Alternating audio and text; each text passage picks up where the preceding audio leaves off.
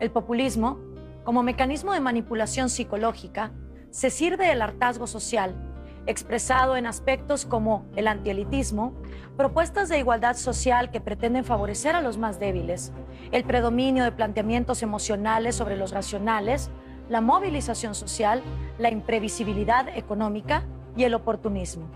Veamos qué tanto de estas características son aplicables en Argentina. La figura de Juan Domingo Perón ha dominado toda la historia contemporánea de la Argentina.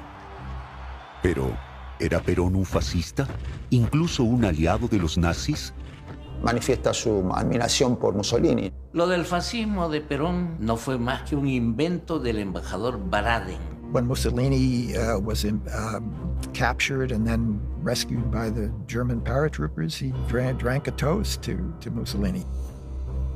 Eva poseía una personalidad fuerte, agresiva y desinhibida. Decía a los pobres, ustedes son los descamisados y yo soy tu madre. Evita llega con lo que se dice una mano atrás y una adelante. No tenía nada. Pero, ¿era Perón un populista? El gobierno peronista se cae solo. Yo elijo el tiempo al azar. Y se va. Era prácticamente quien manejaba los destinos de la Argentina, aún no siendo presidente.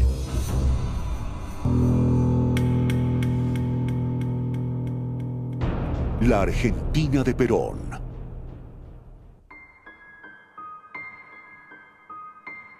El 8 de octubre de 1895, en el pueblo de Lobos, de la provincia de Buenos Aires, 100 kilómetros al suroeste de la capital, nace un hombre destinado a proyectar su sombra sobre toda la historia contemporánea de la Argentina. Su nombre, Juan Domingo Perón. There's still some mystery about it. There's controversy about exactly now where he was born, and whether he was born in a small town or a little village. Hacia fines de siglo, su padre Mario Tomás muda a la familia a la Patagonia en búsqueda de mejores condiciones de vida.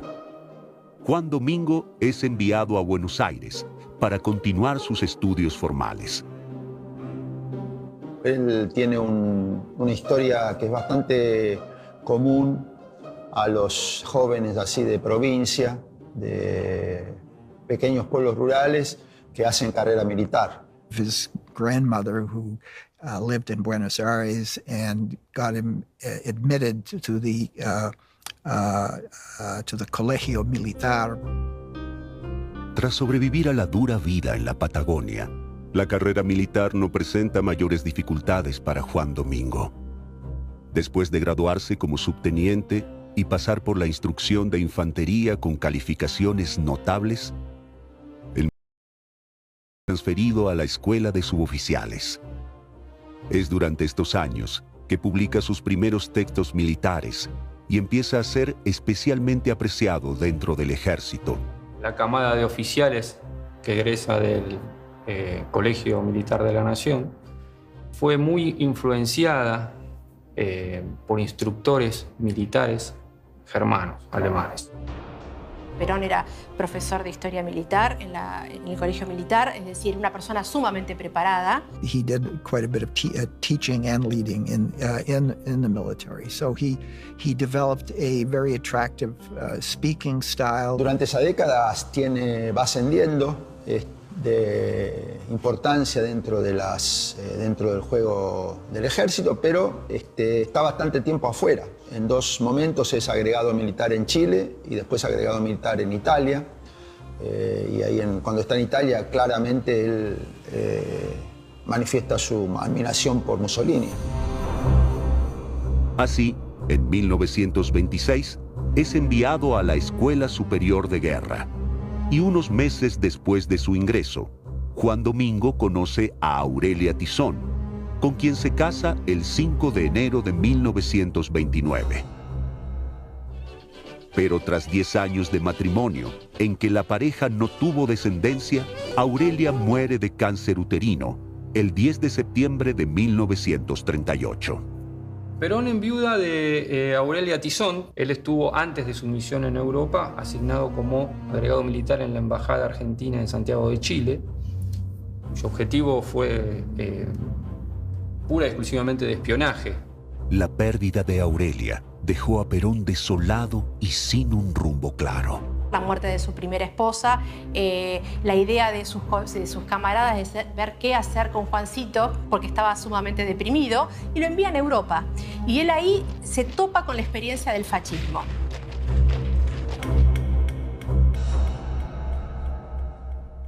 El 17 de febrero de 1939, Perón parte hacia Europa a bordo del Conte Grande. Su estancia en el extranjero se prolongaría por más de año y medio. He did get to see things that were going on in fascist Italy, how Mussolini had nationalized, as it were, the labor movement and had developed very strong ties to the workers in Italy. Also saw how Mussolini used mass spectacle. En Europa, Perón termina de darle forma a su ideología fascista. Fue identificado como el hombre que podía causar un beneficio para los intereses alemanes instalados en la Argentina. Tras viajar por otros países europeos, el cielo de la nuestra patria presencia el momento en que Benito Mussolini declara a Italia como aliada de Alemania en la guerra. You get some aspects of fascism that he borrowed, that appealed to him. He borrowed and adapted to the Argentine reality. Perón era un admirador de Mussolini. De ahí a pensar que en la Argentina se instauró un régimen fascista o nazifascista o naziperonista, como se lo llamaba, hay un abismo. La etiqueta de simpatizante fascista nunca abandonaría a partir de entonces a Perón.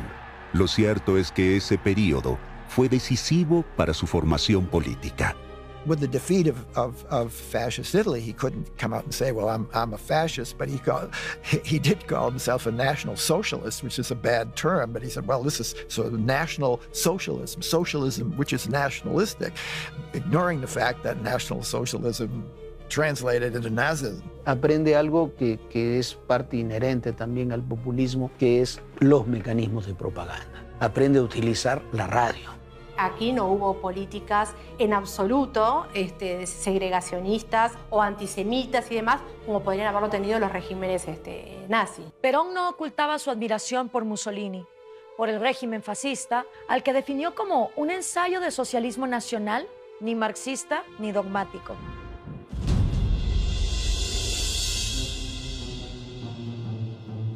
Perón regresa a Buenos Aires en los últimos días de 1940. Tras ser promovido a coronel, el 31 de diciembre de 1941, se instala definitivamente en Buenos Aires, en mayo de 1942. Unos meses más tarde, los mandos militares conspiran contra el gobierno civil. Era una Argentina que venía de lo que acá se llamó la década infame. Un proceso, digamos, también donde no faltaron los golpes militares, las dictaduras militares, donde había un nivel de exclusión social y política llamativo. Sucesión de gobiernos que eran absolutamente ilegítimos. Este golpe del 4 de junio de 1943, del cual participa Perón. A pesar de no ser un participante directo, Perón resulta uno de los más beneficiados por la llamada Revolución de 1943, el golpe de Estado militar que derroca al presidente Ramón Castillo. A partir del gobierno militar de la Revolución del 4 de junio es donde se inician una serie de medidas laborales, ¿no?, para los sectores trabajadores que de alguna manera iban a ser el contrapeso al comunismo latente o al miedo del ingreso al comunismo. Que él se da cuenta de la importancia que tiene la cuestión obrera en la Argentina, porque obviamente durante toda la década del 30 había crecido mucho el sector industrial.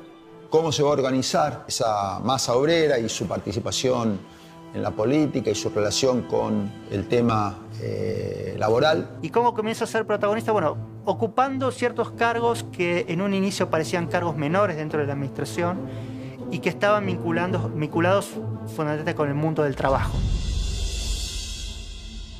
Tras dos breves y convulsos gobiernos militares, el general Edelmiro Farrell toma el poder en 1944.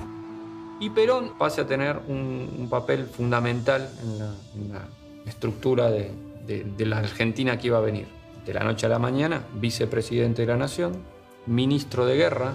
Ya pasa a ser como la segunda figura más importante del gobierno. En gran medida impulsando políticas, reformas que benefician a los trabajadores y fortaleciendo su vínculo con los sindicatos. Alentando la confianza de un pueblo defraudado que comienza a creer en la justicia social y siente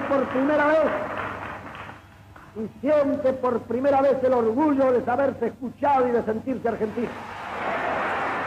Lugar que le dio la masa trabajadora a través de los sindicatos tiene su costado positivo, pero también tiene sus bemoles, ya que el incipiente peronismo propiciaba sindicatos únicos, cooptados totalmente por el gobierno militar. Farrell was not very interested in being president. Era prácticamente quien manejaba los destinos de la Argentina, aún no siendo presidente. Estatal, porque entendemos que mejor que decir es hacer. Obviamente este ascenso de Perón dentro del gobierno genera mucho resquemor de las fuerzas militares más tradicionales, de los sectores militares más tradicionales, que comienzan a ver en Perón una suerte de potencial peligro para sus intereses. Things then come to a head in October of 1945 when the internal politics in the military regime gave rise to a movement, a reaction against him, and by the way, against his mistress at that time, who the military hated, a woman by the name of Eva Duarte.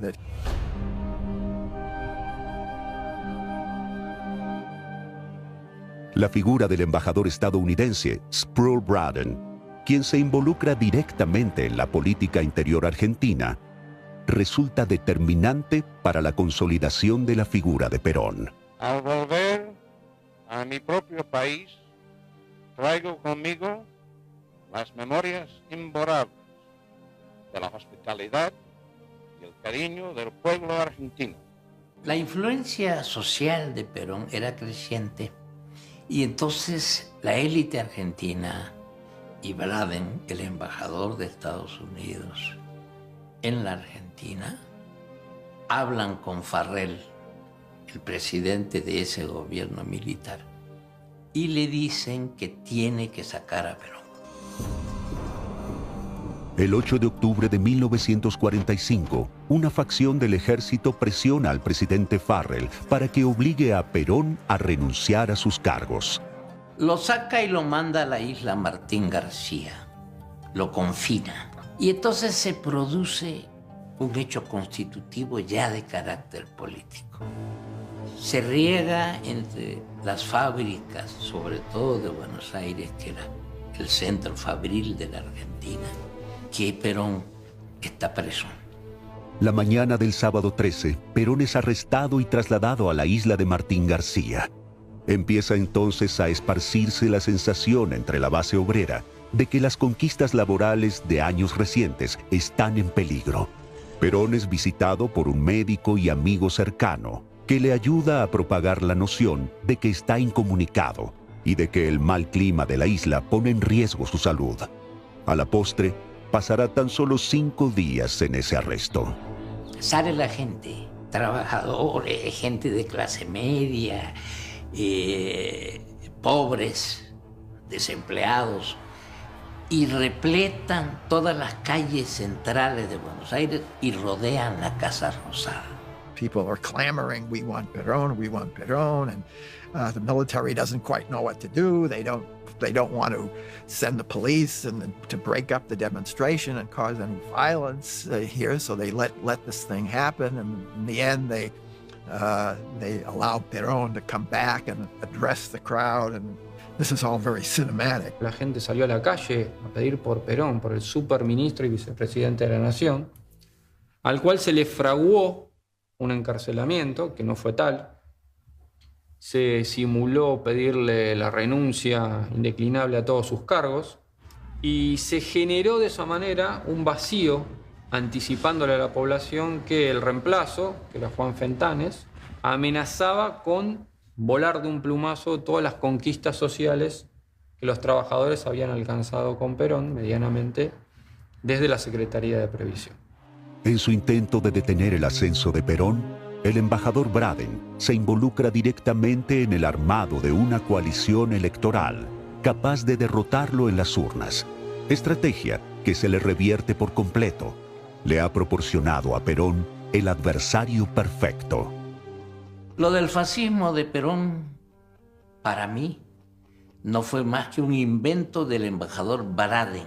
Construyó una alianza democrática queriendo demostrar los nexos de Perón con el nazifascismo. Nombra un candidato, ni recuerdo el nombre del candidato, porque Perón lo ignora. Perón pone una sola consigna, hasta febrero. Braden o Perón, así convoca a la gente y gana ampliamente en las elecciones.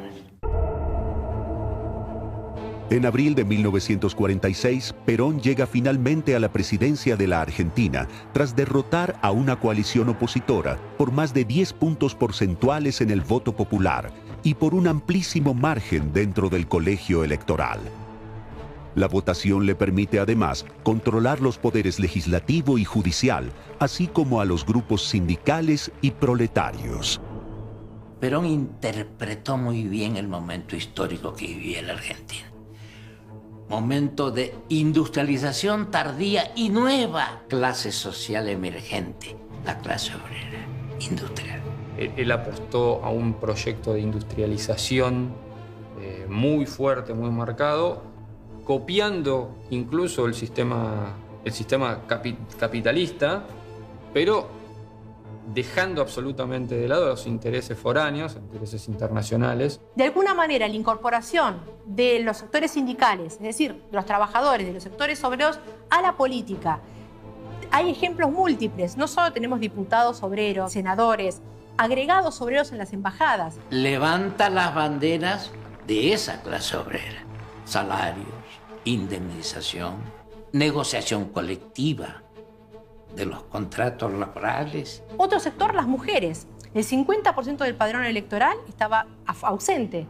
Un proceso muy profundo de democratización, de ciudadanización, extensión de derechos, una nueva constitución que garantizaba derechos muy importantes para los trabajadores, para la ancianidad, para los niños.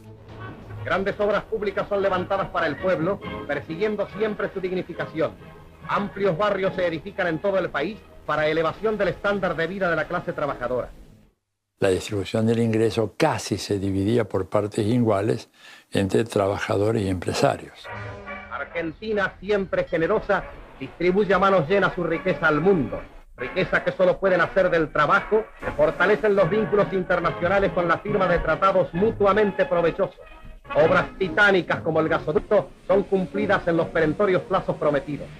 Las obras hidroeléctricas alcanzan en todo el país auge extraordinario. Nacionalizando servicios, ¿sí? Ferrocarriles, un montón de servicios, con el control absoluto y total del Estado. Y ni que hablar de lo que sucedía simultáneamente con lo que era la oposición política, la ideología del gobierno, cosa que se exacerbó mucho más con la llegada de Perón al poder. Estoy hablando concretamente de encarcelamiento de dirigentes políticos, de la clausura de partidos políticicos, ni que hablar del cierre del Congreso Nacional. Podemos continuar esta cruzada sin que ninguna de las fuerzas se disocien para ser más fuertes, para servir a la patria y para sacrificarnos si es preciso el día que llegue la necesidad. A 6 meses de tomar el mando, Perón funda el Partido Justicialista, colocándose como presidente del mismo y logrando tener un brazo político de captación de todos los grupos populares sin ideología. La prosperidad económica de su primer mandato lo lleva de la mano a ganar nuevamente las elecciones en el año 1951. Al igual que otros líderes populistas, Perón funda su propio partido, teniendo 3 objetivos centrales: oposición a las políticas imperialistas, reivindicación de los derechos de los trabajadores y defensa de los intereses nacionales. Nacionaliza los servicios de luz, gas y agua, así como el Banco Central Argentino. Tiene el control prácticamente de todo el país.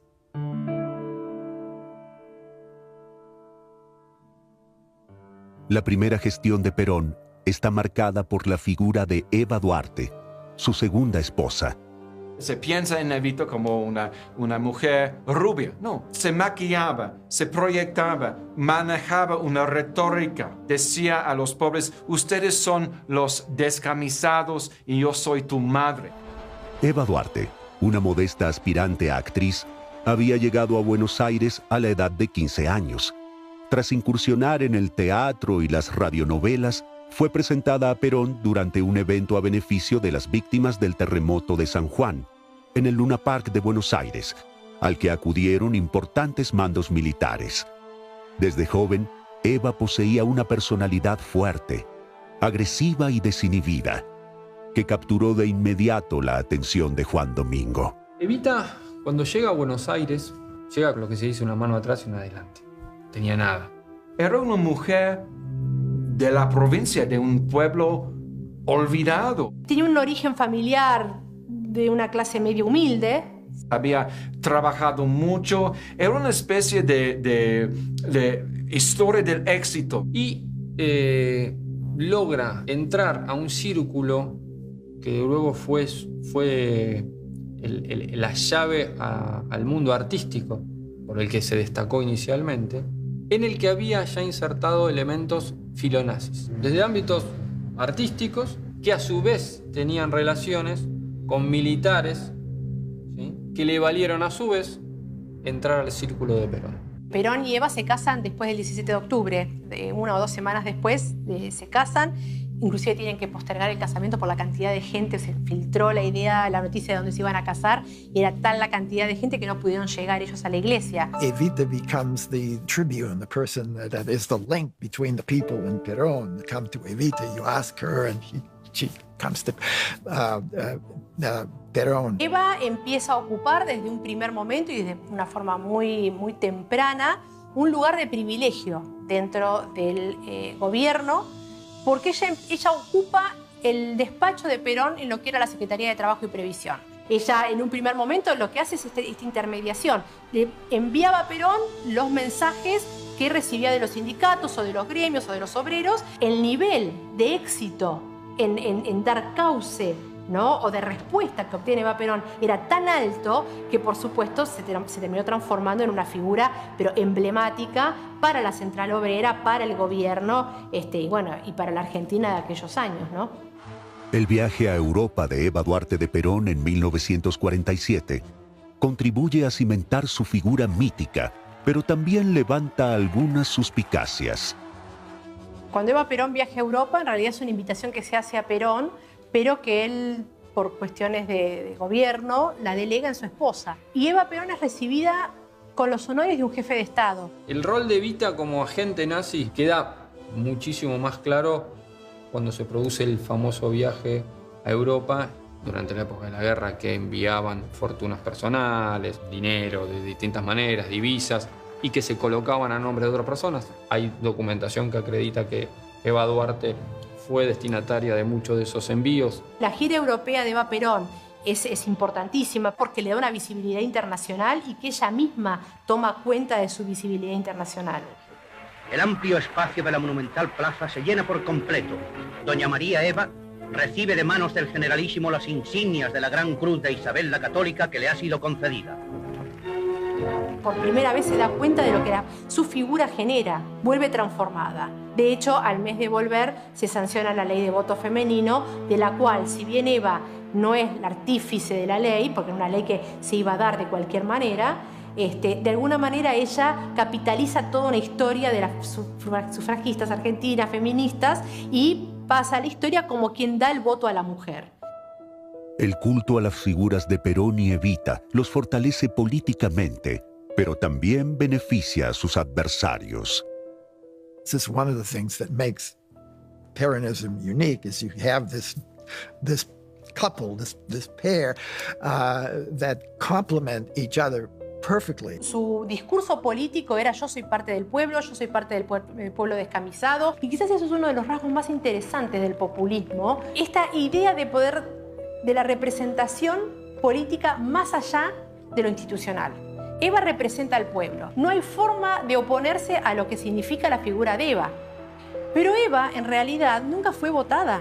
Ella era el hada buena de la Argentina, el escudo de la revolución, la eterna vigía de la revolución, la mártir del trabajo, el arcoíris de Argentina. Menciones que en realidad no responden a un papel político específico, pero que sin embargo te dan cuenta de lo que significaba Eva para el peronismo. La historia de Perón y Evita tiene entonces un giro trágico. Eva Duarte es diagnosticada con cáncer de útero en 1951 y su enfermedad toma un papel central durante la campaña de Perón rumbo a su reelección.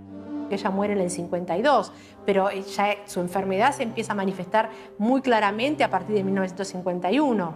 Con lo cual, digamos, casi hay un año previo que está prácticamente ella, no digo fuera de combate porque no lo está, pero bueno, que ya la tiene en cama, tratando de recuperarse con numerosas operaciones, con un decaimiento físico muy fuerte. El 9 de noviembre, una Evita postrada por su enfermedad afirma en las radios del país que no votar por Perón es traicionar al país. Una delegación especial lleva hasta el hospital donde está internada una urna para que ella deposite su voto. Urna que será tocada, reverenciada y besada por las mujeres que se reunieron afuera del hospital para rezar por su salud.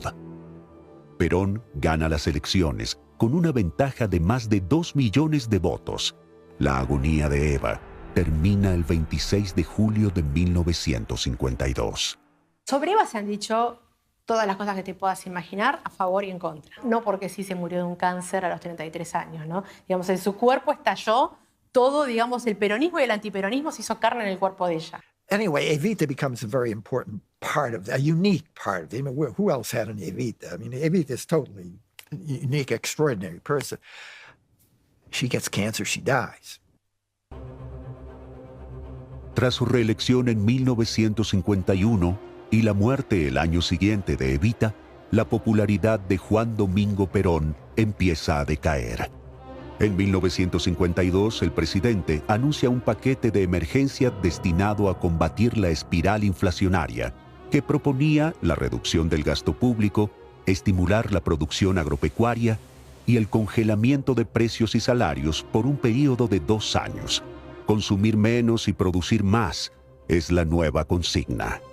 Este modelo digamos, que con el paso del tiempo se llamó o se denominó industrialización por sustitución de importaciones, ¿no? Que suponía este desarrollo de la industria local y de un mercado interno, seguía igualmente dependiendo de las divisas que entraban por las exportaciones. The economy, once you spend everything, all the accumulated reserves are gone, and you no longer have this all this money to spend. So they begin to have some inflation and some economic problem. La oposición política comienza a apostar, digamos, por un derrocamiento o una salida por la fuerza de Perón como la única posibilidad de terminar con este ciclo.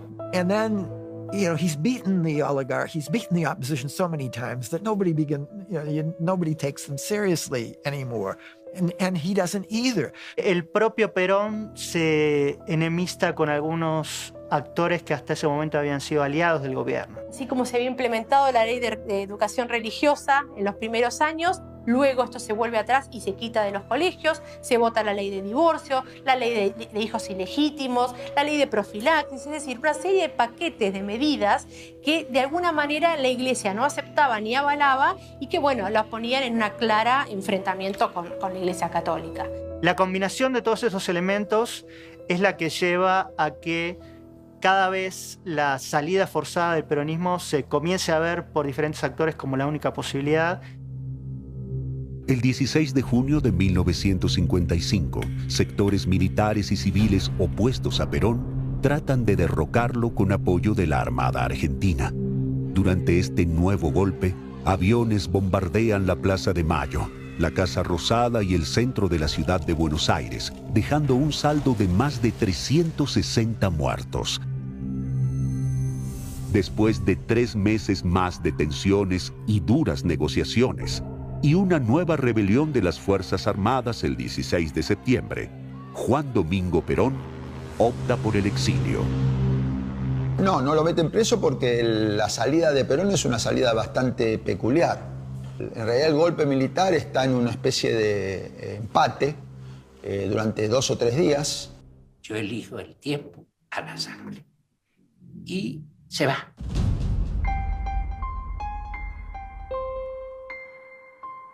En septiembre de 1955, Juan Domingo Perón abandona Argentina y parte hacia un exilio que durará casi 20 años.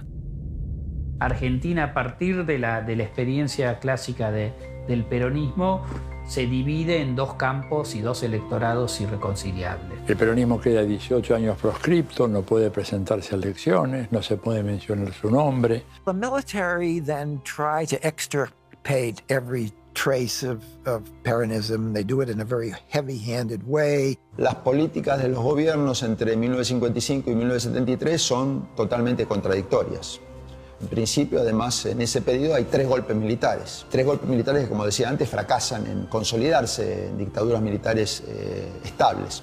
Esa gente, con esa política de represión, lo que hizo fue profundizar la identidad peronista en estos vastos sectores, ¿no es cierto?, de la sociedad argentina. Y una de las razones por las cuales tanto los civiles como los militares fracasan es porque no se ponen de acuerdo en qué hacer con respecto a Perón y el peronismo.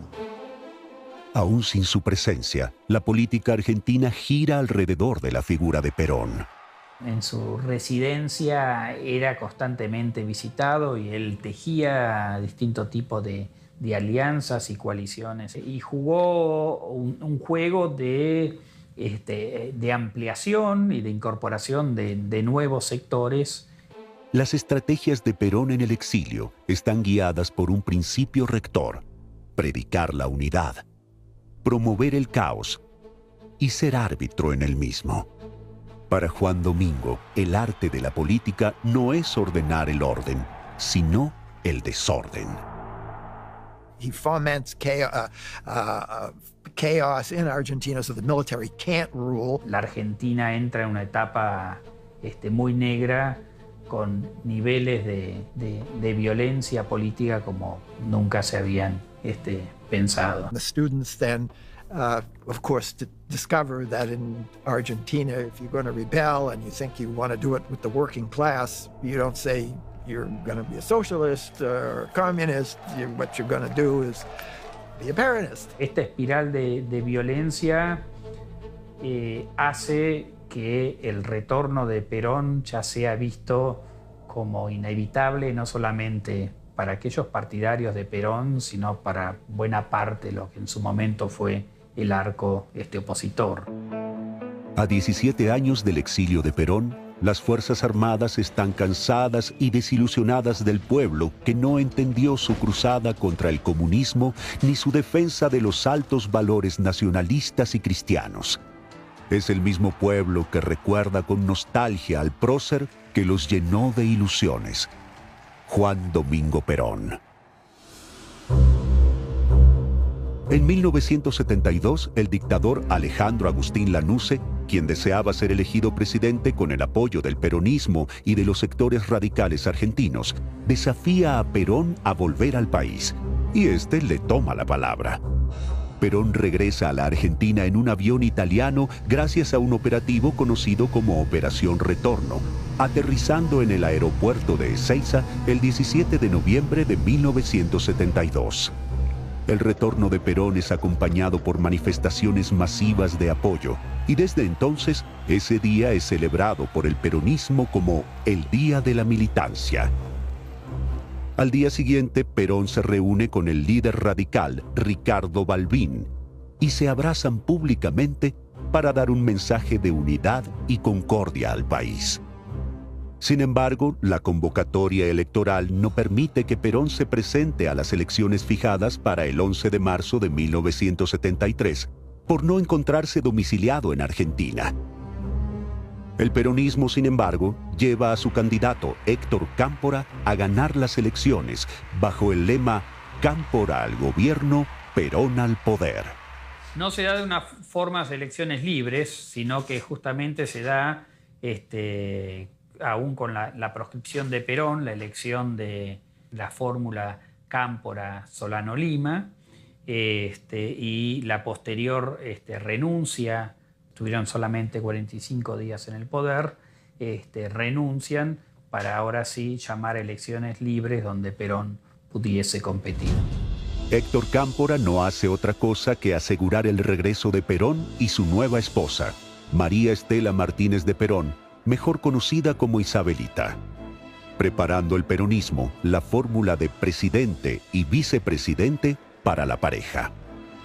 En realidad Isabel es María Estela Martínez. Isabelita era su nombre de fantasía porque ella era bailarina en sentido amplio.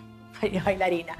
Lo conoce a Perón en el exilio. Isabel empieza a ser instruida de alguna manera en Puerta de Hierro, allá en Madrid, y Perón la envía a Argentina, ¿no?, como una delegada suya, cuando todavía él estaba en el exilio. Perón se convierte en presidente de Argentina por tercera vez y su esposa María Estela Martínez asume el papel de vicepresidenta de la nación.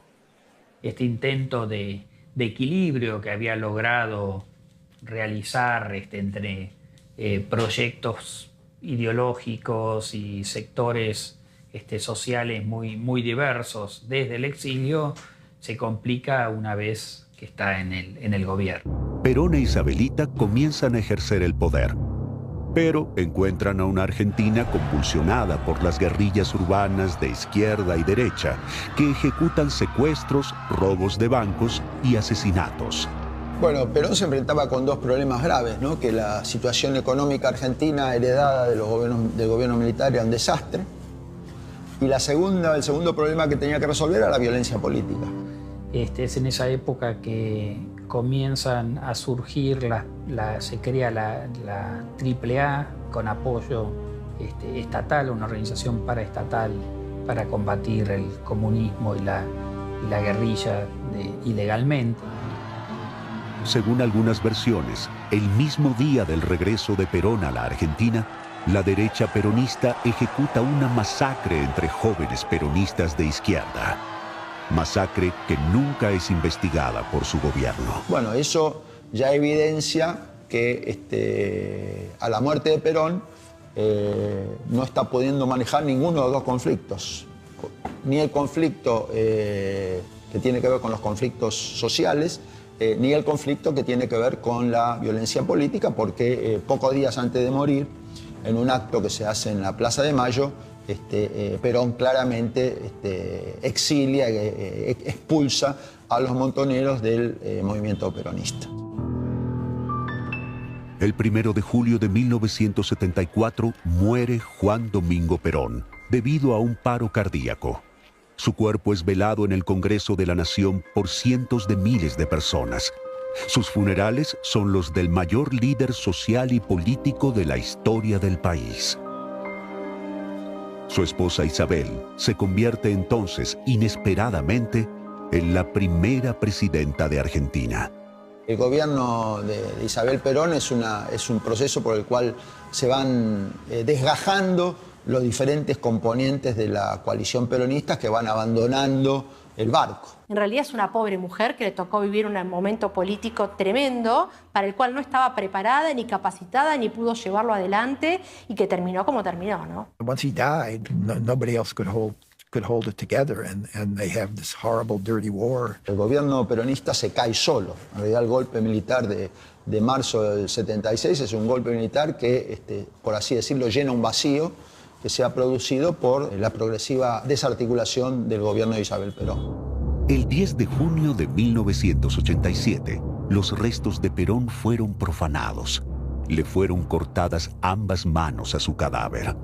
Tras su muerte en 1974 y el breve gobierno de Isabelita, un régimen militar tremendamente brutal y represivo estuvo al frente de la Argentina durante los 20 años siguientes. Tras el final de la dictadura y la restauración de la democracia, el peronismo ha resurgido en Argentina bajo distintas caras, tanto en el gobierno de tintes neoliberales de Carlos Saúl Menem, como en el gobierno de izquierda de Néstor y Cristina Kirchner. ¿Cómo es posible que el peronismo sobreviva al amparo de banderas e ideologías tan aparentemente opuestas? El propio Juan Domingo solía decir que tenía ambas manos y necesitaba que las dos gobernaran. Explicarse por qué el peronismo después de 70 años sigue teniendo esa vigencia. Le decía que es muy maleable, ¿verdad? Sobre todo a la muerte de Perón, con Menem asume, el peronismo se transforma en un movimiento que sigue teniendo una base popular muy fuerte, pero ya con un proyecto claramente neoliberal. Cuando nosotros vemos la teoría política y cuando les enseñamos a nuestros alumnos que los liderazgos carismáticos son únicos e indivisibles, en el caso de Argentina es diferente. Acá tenemos un liderazgo carismático doble, simultáneo, compartido y complementario. La figura de Eva y la figura de Perón son figuras complementarias. Y reaparece el peronismo con otra variante, la variante kirchnerista, una variante progresista, de vuelta abandonando el consenso de Washington, reposicionando a la Argentina en la escena internacional. Entonces tú ves a lo largo de 70 años estos diferentes rostros del peronismo, pero siempre contando con un inmenso apoyo popular. Considerados la encarnación más reciente del peronismo, Néstor y Cristina Kirchner gobernaron el país durante 12 años consecutivos. Su legado sigue dividiendo opiniones entre los argentinos. Hemos construido esta Argentina de mayores derechos, esta Argentina que dejamos desendeudada como nadie nunca antes la había desendeudado. Para uno de sus biógrafos, Esteban Manrique, Perón nunca necesitó un programa porque él mismo era el programa. La imprecisión deliberada de sus proyectos le permitió un amplio margen de acción política. Brillaba al usar la contradicción y elevó el ejercicio de la ambigüedad política al refinamiento extremo. El mismo Perón solía decir que el peronismo era una cuestión de corazón, más que de la cabeza. Una colocación ideológica que está en el centro, a la derecha, a la izquierda, según los hechos. Il y a des Argentins de droite, il y a des Argentins de gauche, mais avant tout, le marqueur identitaire sur le plan politique principal est structuré par l'appartenance ou non au péronisme. Et tout ça est lié non pas à un parti, non pas à un courant de pensée, mais à une personne. Et c'est pour cela que je pense que Perón es el populista par excelencia. El neopopulismo, introducido por el Foro de Sao Paulo y emulado por la derecha en los últimos años, provoca una inflación desenfrenada que causa desempleo y una fuerte crisis económica. Hay quienes consideran que el populismo instalado por el kirchnerismo durante 12 años en Argentina tuvo entre sus objetivos el enriquecimiento de sus principales dirigentes y allegados, un sistema de administración clientelar de la pobreza. Hoy, la justicia argentina tiene a Cristina Kirchner procesada por dirigir una asociación ilícita, lavar dinero y defraudar al Estado.